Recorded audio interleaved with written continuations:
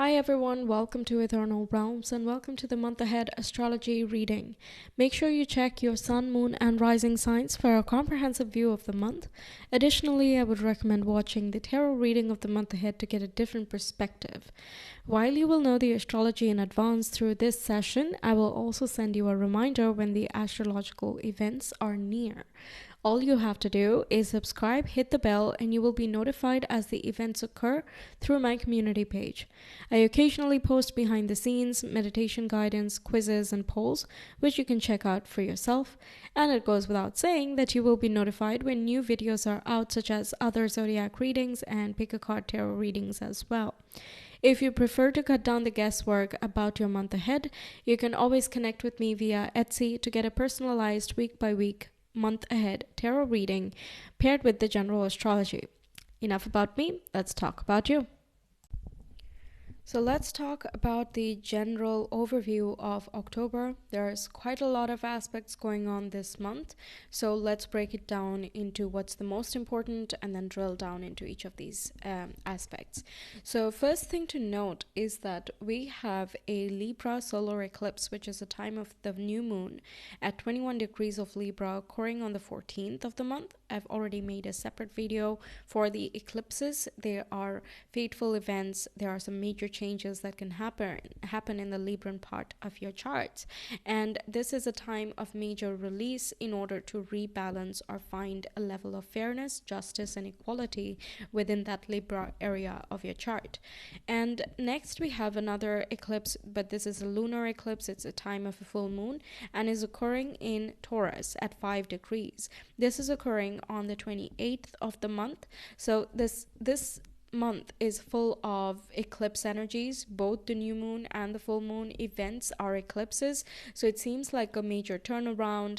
There can be certain curveballs, resolutions, and again letting go of certain things in order to find a rebalancing or evaluation, re-evaluation, revisiting of certain beliefs and conditioning and so on, which can help us down the line. This also I cover in my eclipse specific reading. I will just mention how this affects in your house, but there are a lot more details going into this that I talk about in that separate video. I would recommend you check it out for that.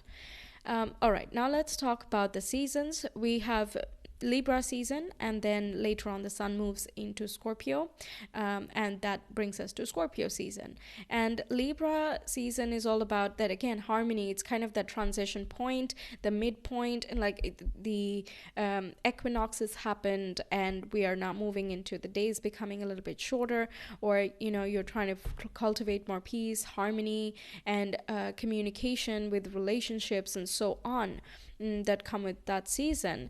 And with Scorpio season, we talk about purging, releasing, detoxifying ourselves, and also transforming ourselves for the better. Now, when the sun moves into Scorpio, which is on the 23rd of the month, we also have Mars already in Scorpio, and Mars moves into Scorpio on the 12th. So it's going to be quite an interesting one. It's deeper, darker, more mysterious. It has more of that research mindset, and it does not like to rest before finding the true answer. These are the basic themes that are going on. Meanwhile, the Libra season, we will have Mercury and Mars over there till half the month at least, and that itself is going to have this oomph of the activism and detoxing in order to compromise or to sacrifice certain things that are just like that they're not beneficial to growth or harmony anymore. It is more communicative because Mercury is present as well, and it wants to strive even harder than general to strike this sense of balance. Next thing to note is that we have 7 oppositions and 7 trines. And oppositions are all about me and you. They take into account feedbacks, decisions, and balancing. And all of the elements are being involved, so everyone is going to feel this to some level or the other. Then the 7 trines that we have, they are easy to take for granted. That's kind of the trine energy because they bring about automatic blessings and resolutions of things. And this month we generally are looking at water and earth trines. There is one fire trine, but it's mostly the feminine energies that we're talking about. So there is more receptivity that is going to be blessed, or it can be emotional and physical, material topics that are going to be blessed around this time. Now, trines also bring about harmony within anything that is ongoing as a struggle. Okay, now we have some planets changing signs and direction as well. We have Mercury moving into Libra on the 5th. We have Venus moving into Virgo on the 9th. We have Pluto going from retrograde to direct motion in the sign of Capricorn on the 11th. And this is an important date because this is a time that you can experience certain turnarounds and breakthroughs and transformations. So if you've been struggling with a specific fear or an insecurity or a sense of powerlessness, this can be a time where you recognize, oh wait, this is where I hold my power, or this is how I can call back my power, money, or I can transform myself to feel more like myself. And we have Mercury, who later moves into Scorpio on the 22nd. Now let's talk about the North Node. It has been quite activated throughout this month through trines, oppositions, and conjunctions. And the North Node represents where fate is intervening. And of course, we do have the eclipses, which engages that North Node. It's an orb of that. So we can expect some fateful interventions occurring throughout the month, sprinkled here and there. Different parts of the month will activate different zodiacs. We'll get into that in the zodiac specific part, but we can definitely expect some turnarounds. There can be purposeful developments as well, and there can be a desire to work towards purpose, almost exclusively towards purpose, at least in certain pockets of this month. It's important to take risks because the North Node is in the sign of Aries. So doing something that you're generally afraid of doing, that can be quite blessed. The opportunities will come in, and it's more so about rolling with them. For example, someone might need to learn to say no. Meanwhile, certain people may need to learn to say yes, and that's going to be subjective as to what the opportunity is. It'll be based on your personal experience. But yes, there will be this factor of it's scary for me to say yes to certain things, or it's scary for me to say no to certain things. So it's important to go forward with that area because you know that it is going to bring greater balance into your life. And you can know that because the North Node promises this greater fulfillment if we can push past that initial hurdle or that initial fear. Okay, so let's get into the specifics now. So Taurus, let's talk about this month sequentially. In the month of September, we had a lot of patterns going on, so I had to delineate them in separate storylines. But in October, it's pretty one after the other. Let's just get started from the start. So we have on the 2nd an opposition between Mercury and Neptune, and Mercury is in Virgo in your 5th house. Neptune is in Pisces, who's retrograde in your 11th house. There is a general fogginess going on with this aspect. There can be a lack of clarity about what do you want, how do you want to express yourself, and should you put that out there? Is it aligned with certain desires you have for the future and things like that? Now, Neptune retrograde in general, it's quite realistic and also disillusioning. So yes, the rose-colored glasses get lifted off, and yeah, we just have to get in touch with reality. But at the same time, it's harder to be a little bit optimistic around this time. So Mercury right opposite is going to be taking the reins, in the sense it wants to be more practical, more analytical, and we may have a tendency to try and perfect everything to no end. Okay, so this is where there is a tendency to go overboard on either side of the aspect, but the recommendation is always to find moderation and balance on both sides in order to find a sense of fulfillment and stability.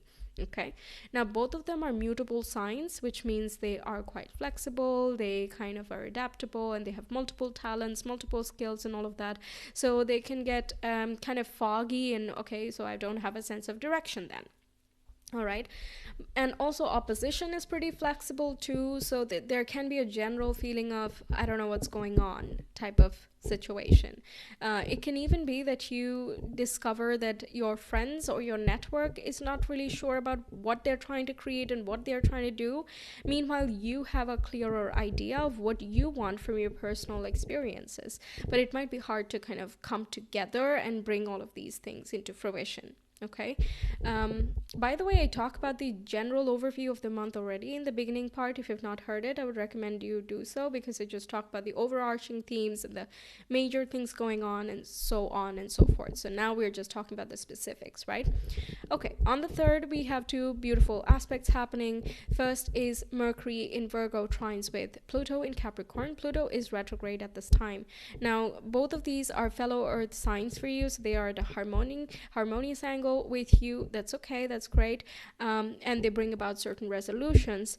But, Pluto is retrograde at this time, so that there might be a difficulty with trying to find transformation. Okay, so if you're trying to change something, it might be a little difficult to do so. And this is especially true when it comes to your beliefs, your conditioning, long distance travel, immigrations, and things like that. It might be that there are many things up in the air, or they are in control with other people, so you don't feel like you have enough power or enough say.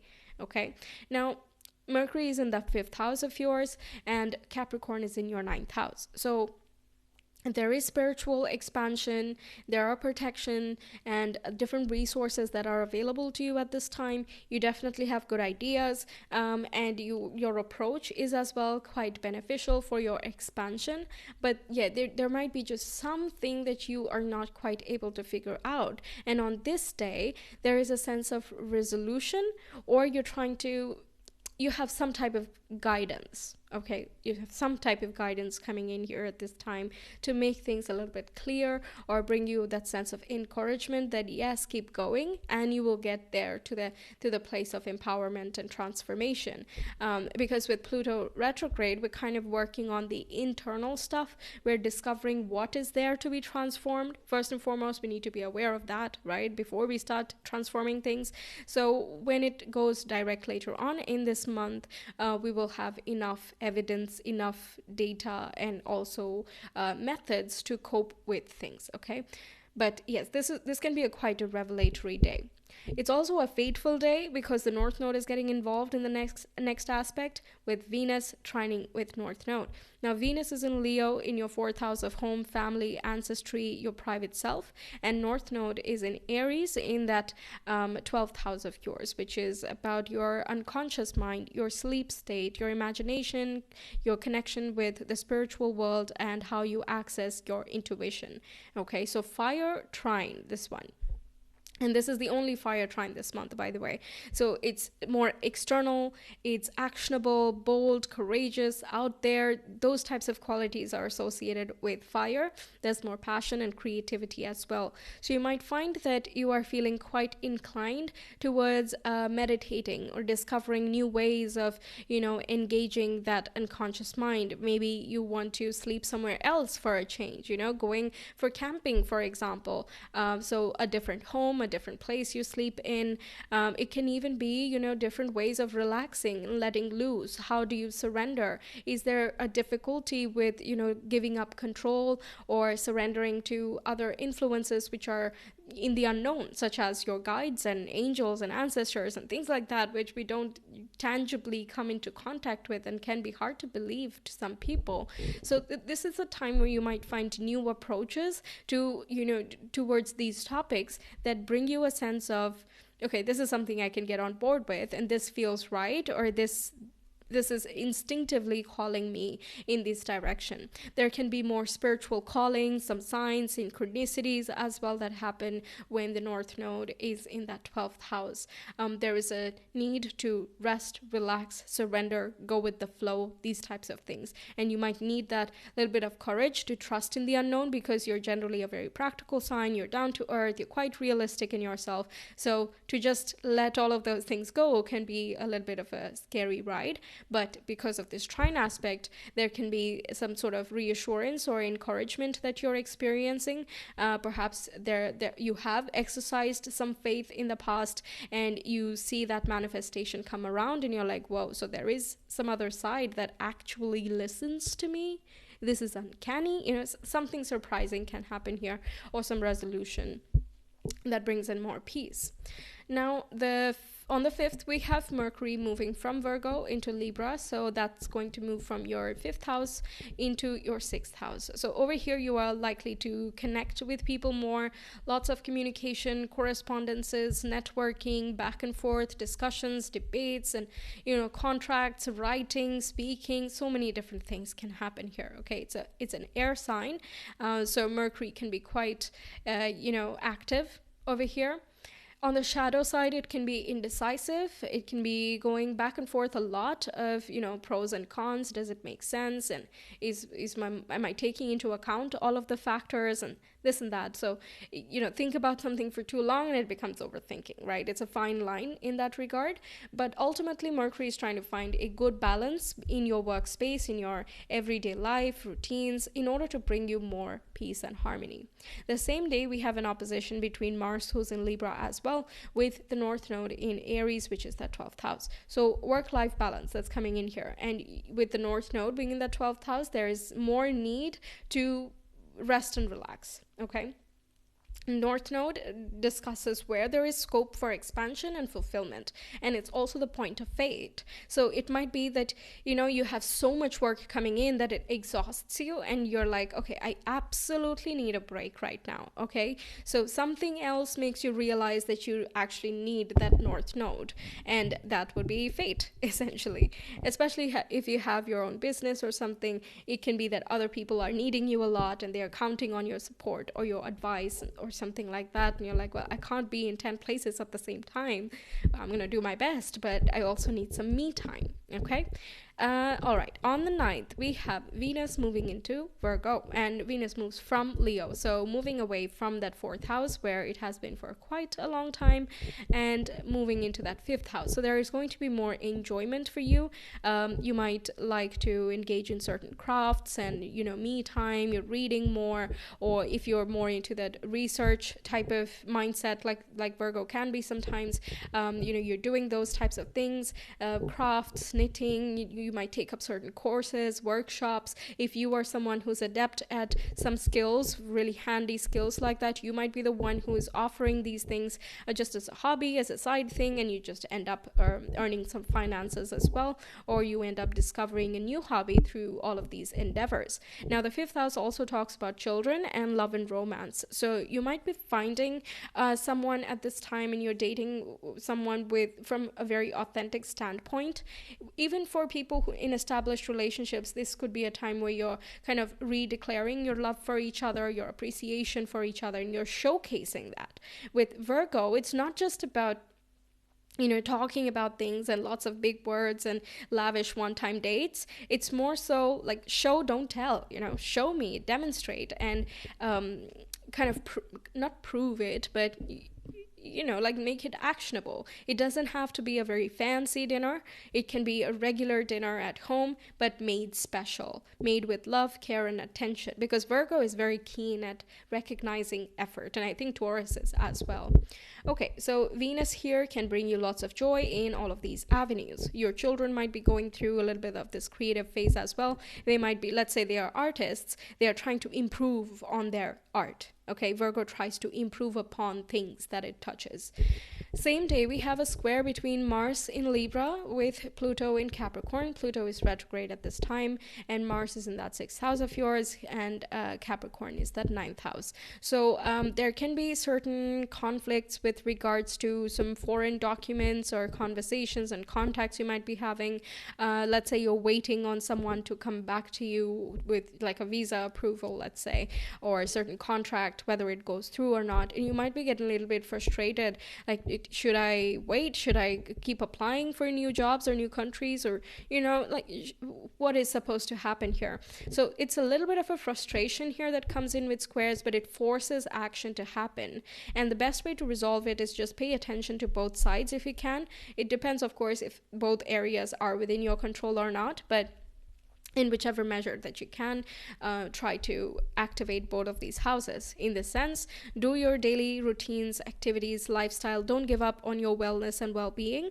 And also at the same time, reach out to certain officials or power figures, guides, mentors from the past, and reach out to your previous experiences as well to give you certain referrals or recommendations, for guidance as well, for, self-expansion, spiritual exploration, and things like that. Okay. On the 10th, we have an opposition between Venus in Virgo with Saturn in Pisces, and Saturn is retrograde at this time. And this again activates that 5th house and 11th house of yours. Okay. So this is talking about it can be a little bit isolating at this time. Perhaps, even if you're building a connection, you might not talk on this specific day. Okay. Because I don't know, for some reason, maybe they're busy, or they're having some type of friend come over, or you have something going on at that time. Whatever the case is, it can be a little bit isolating with regards to love and romance, but it's a necessary time for recalibration. Okay. With oppositions, I like to call them as recalibration moments. Like, sometimes it's very easy to go off in one road and be like, okay, Venus in Virgo is this, so I'm only going to do all of that. So when you have that other side, the other perspective, it kind of has the way to temper how far Venus in Virgo goes. Okay. So Saturn in Pisces can be, if there is a lot of vagueness about when you meet your friends, what you share with them, how you talk with one another, the level of connectedness that you're sharing with your community, let's say you have a spiritual community, and how much do you relate with them, then Saturn over here can create some sort of, structure and foundation. Instead of being like, well, we are all one anyway, it is about, okay, let's come together with people who believe that. Okay, so there is some sort of structure going on here. So even though it's isolating in terms of personal relationships, it is still quite connected with the world at large. This again can talk about, what you are doing in your own time as a hobby and so on, and what do you think about that moving forward? Like, does that align with certain goals you have or aspirations you have for the long run? And if you have your own business, then does that translate to some financial gains, or does it add to any streams of income? That's also a factor to take into account. Overall, it's a generally practical time. Be aware that this can become too practical and less intuitive, which can again put that whole opposition into balance. But as long as you're trying to make sure that you're moderated, it can be fine. On the 11th, Pluto moves direct. I really love that. So this will be in the sign of Capricorn. And again, wherever you have been feeling disempowered in the areas of the 9th house of, your conditioning, belief system, foreign immigration, visas, documentation, languages, certain authorities, perhaps you're trying to reach out to an experienced professional, but they are not yet responding, or they're like, well, I can't help you with this and that, etc. Those things are likely to get resolved around this time, or you might get an epiphany about what exactly has been stopping you, how has your subconscious been limiting you, things like that, which are quite deep in nature, but at the same time very profound. On the 12th, we have Mars moving into Scorpio. In the sign of Libra, Mars is not really the happiest, okay, or at least its energy is not the best channeled. It's not able to channel it the best way possible in the sign of Libra, but in the sign of Scorpio it gets pretty intense. Okay, this is going to be deep, dark, mysterious. You're discovering things, you're connecting intimately. There can be a research oriented approach. On the shadow side, it can get a little bit too obsessive and power hungry. If it is in that fear based position, it can be quite manipulative as well. It kind of lives and thrives in that survival instinct, but that's not always true for all Scorpios, nor is it always true for Mars in Scorpio. So, these are energies. It can go either way. It is up to us to pick and choose, and become aware of what we are capable of and also transform it. So, Mars in Scorpio can be quite transformative. It has a strong willpower. So, it is up to you which way you want to channel it. Now, Scorpio falls in that seventh house of yours. So, it can be that you're noticing that your partner is pretty busy around this time, and they could be getting into some type of research, grant or contract or something like that. They could be doing certain purging and cleansing themselves, or they're getting into astrology, tarot, or some other esoteric modality that is quite fascinating for them. Okay, so by observing them, you might be learning quite a lot here. Next day, we have Mars in Scorpio in trine aspect with Saturn in Pisces. And like I said, Saturn is retrograde and it is in that 11th house. So 7th and 11th, these are social houses. And this can be a time where you're having some deep conversations with some friends of yours, or you are going out with your partner, business or otherwise, and you kind of discussing where are we on our ideals, okay, where are we going together, how do we grow collectively, what are we contributing to the world at large, so you're looking at the bigger topics in general, but you're having a conversation with one another. Now, these are water signs, so there can be an emotional tone to it as well. Like, I really feel called towards moving in this specific direction. Okay, so there's the strong feeling that creates this push. Yeah. On the 14th, we have a new moon eclipse. It's a solar eclipse. It's in the sign of Libra. I talk at great length about these eclipses in a dedicated video for eclipses, and your zodiac is also going to be talked about that. So make sure you check that out. There's also a tarot video of that, so if you're curious, you can check it out as well.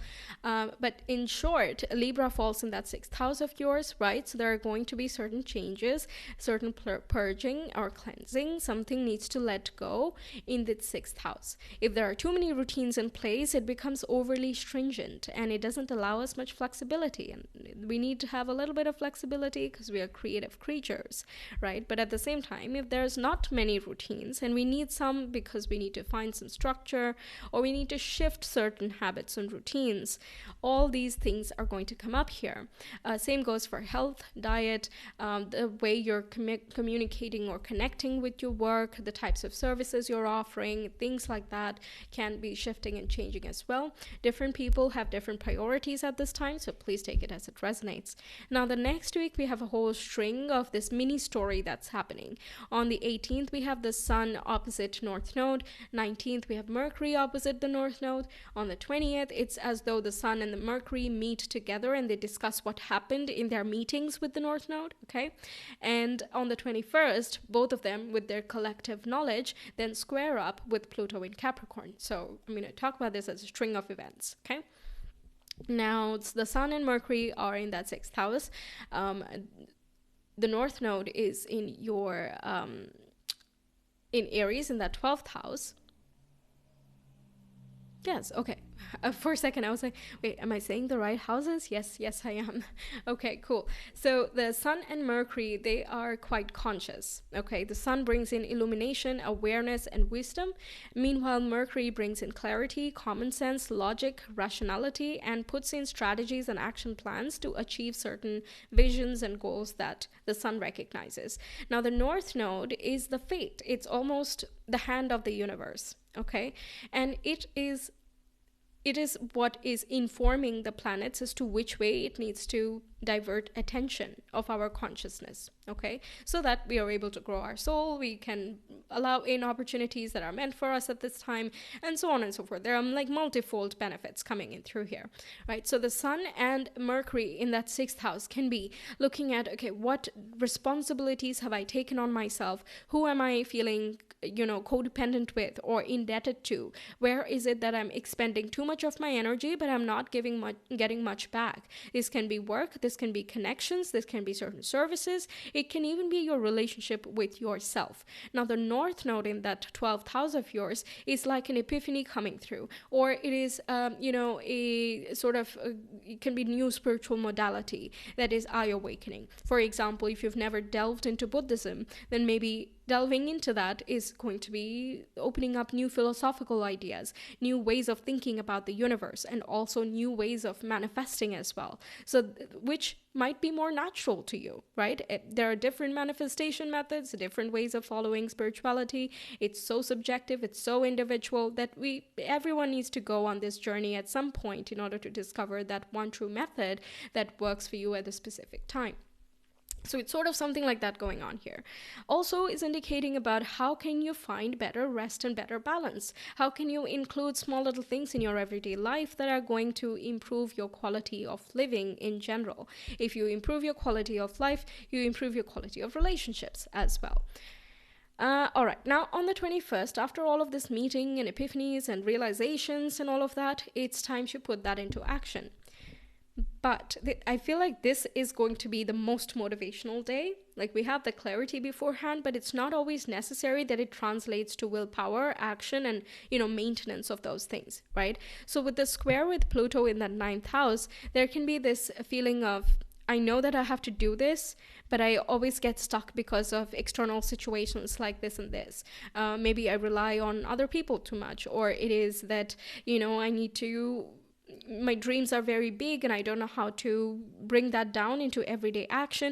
Whatever it is, there are different struggles for different people, but it connects with your beliefs of empowerment, and also intimacy, transformation, purging, all of these things, right? We talked about that already. So because it is a square, this can be a little bit frustrating, right? So we know what we want, but at the same time, there are certain obstacles. Like, you're still waiting on that immigration document. Yes, they said, yes, we received your document, we're now processing it, right? Whatever, they said something like that. On the 21st, you're like, well, I have waited about 10 days now. It's been more than a while. So I'm not going to wait anymore. I'm just going to start looking at something else, okay? So it's this frustration that turns into willpower that pushes you in a different direction than you were originally anticipating. It doesn't have to be a full-blown course change. It doesn't always have to be this dramatic, but either way, there is some type of change, either in attitude or perspective or even the course of action. On the 22nd, we have Mercury moving into Scorpio from the sign of Libra. It had a very dynamic last few days in the sign of Libra, so in the sign of Scorpio, it's taking on a different role, different flavor, and this again comes into your 7th house. This can be you are, reaching out to different people and you're trying to see which type of connection works for you, be it romantic or business or clients, whatever. You're looking at what type of services can you provide to other people? How do you relate with others? What can you acquire from other people? Let's say you're in a partnership who is very interested in this esotericism. In Mercury coming in here, you might be the one who's asking, okay, so what have you discovered? What have you learned? What have you researched? And, you're just asking this out of curiosity. By the way, Mercury in Scorpio can be pretty curious about these deeper, darker, more mysterious forces. And especially after you've experienced all these fateful things and North Node being in such a spiritual house, it is only a matter of time that you also start, looking into these facets a little bit more differently. Even if you're already into spirituality, this can talk about, learning some newer facets that you've not discovered before. This can also talk about other people or your partner getting into this detective mode almost, okay? They might be doing some soul searching and thinking about themselves and their place in the world and, who they are becoming, how to transform, and things like that. So through them, you're able to acquire lots of information as well. Now for newer connections, if you're just looking to date at this time, it's not really about strong commitments. This can be about, talking about some deeper topics and seeing if you guys gel. It's sort of that make or break. Okay, while Mercury is in Libra, it is trying to make things work. Okay, it'll have the nice conversations, it'll work along and be compromising. If it makes the other person happy for a bit, yeah, sure, fine. No problem. But when it moves into Scorpio, it's not about pleasing others. Okay, it's like, does it work or not? Let's not kid anyone anymore. Let's not waste each other's time anymore. Let's just cut to the chase, talk about the tough stuff. Do we work? Do we not? Okay, very straight to it. And Mercury forms a trine As soon as it enters Scorpio, it is forming a trine with Saturn in Pisces in that 11th house of yours. Again, a social house. You can be meeting your partner's friends, for example, or it can be through existing friends. You might be coming together and you have the scope of meeting and making a contact with someone important for you that you can be a business partner with or a romantic partner with, depending on your priorities. But yeah, it just shows that there is good conversational connectedness that's going on this day. We also have another trine, which is an earth trine.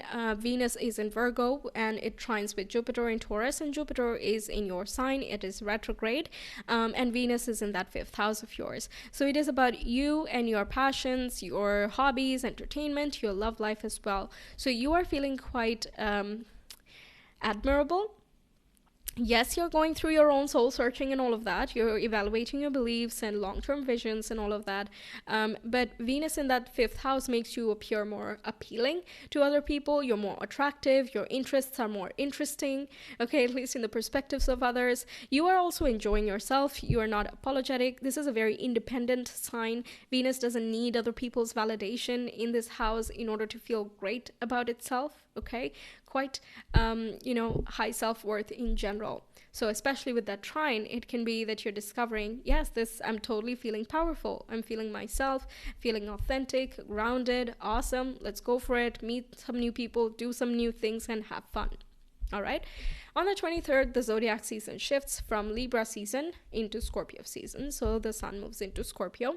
There is a lot more focus coming through in your relationship sector. Doesn't always have to be about relationships. Okay, I hear that a lot from every astrologer, but it's not only about relationships. The 7th house, it's about how you project yourself in the world as well, how other people see you.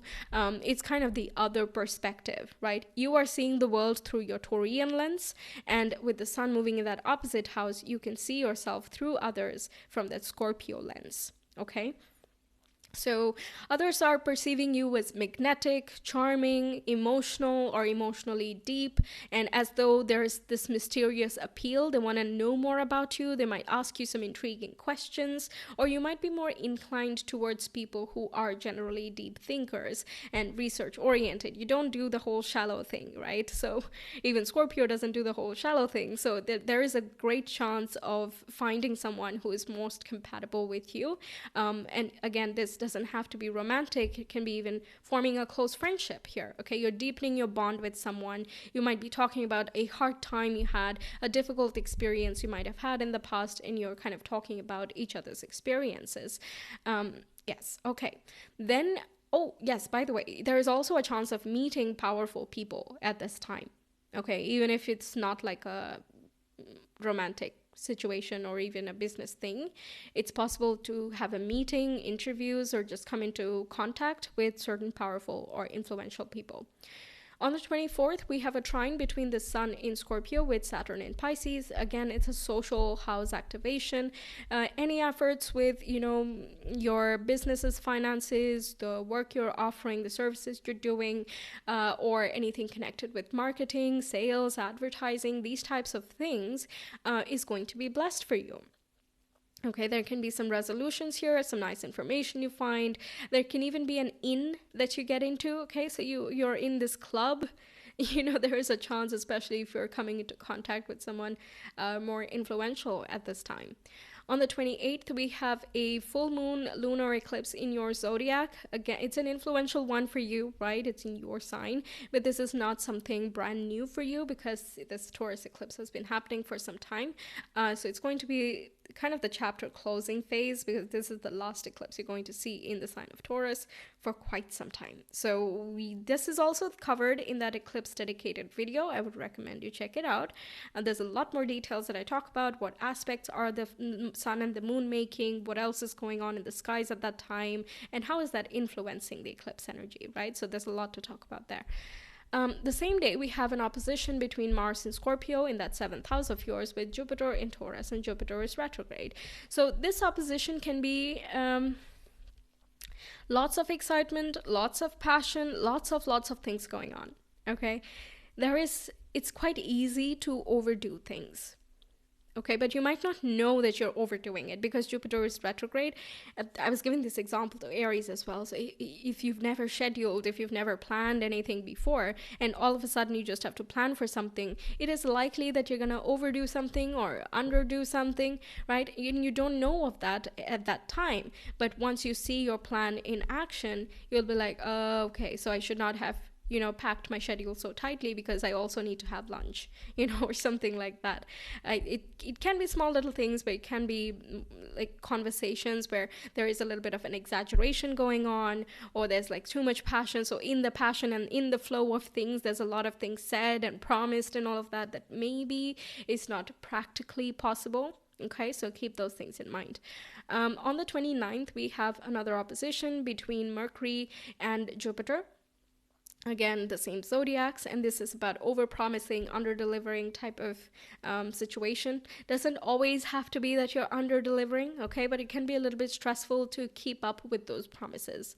Okay, so just make sure you're keeping enough time for your other priorities, the people you have in your life, and so on, and also, whatever soul searching and the time that you need for yourself needs to be taken into account so that this opposition is more balanced.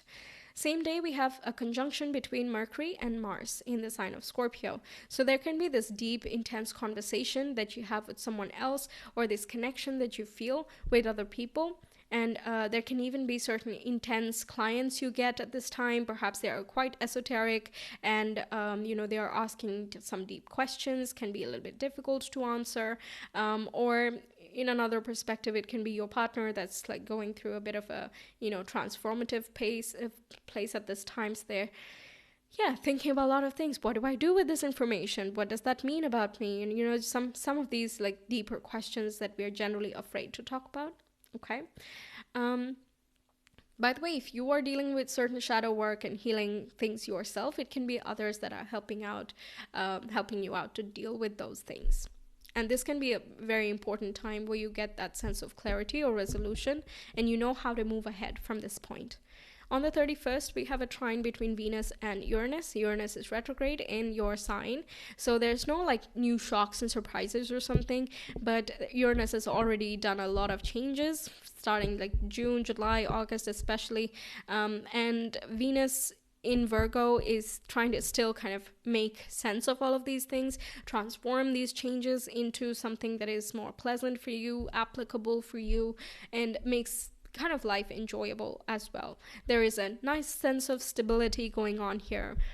Whatever changes you're experiencing are likely going to be internal, or you're feeling like, yes, things are stable, but I need to maybe look into these habits of mine, and I need a breakthrough in this loop that I keep putting myself into. And Venus in this particular aspect can give you certain breaks of, yes, so if you deal with, stagnancy, maybe do something creative, or get out of your head and do something more grounded and do some cooking or gardening or something like that. Okay, so there are ways to deal with this, and it's a generally very positive aspect, and you're not going to feel frustrated or annoyed and all of that. It can be a little bit thought-provoking. So that's what I have for you. Thank you for being here. I really hope you enjoyed and that the messages help you out throughout the month. Stay tuned for the tarot reading. I will be uploading them soon. Make sure you subscribe and hit the bell so you're notified whenever that's up. And if you enjoyed the reading, please do like and comment your thoughts if you have any. It will be really lovely to hear back from you, and it really helps the channel grow as well. I will see you some other time. Until then, take care. Bye.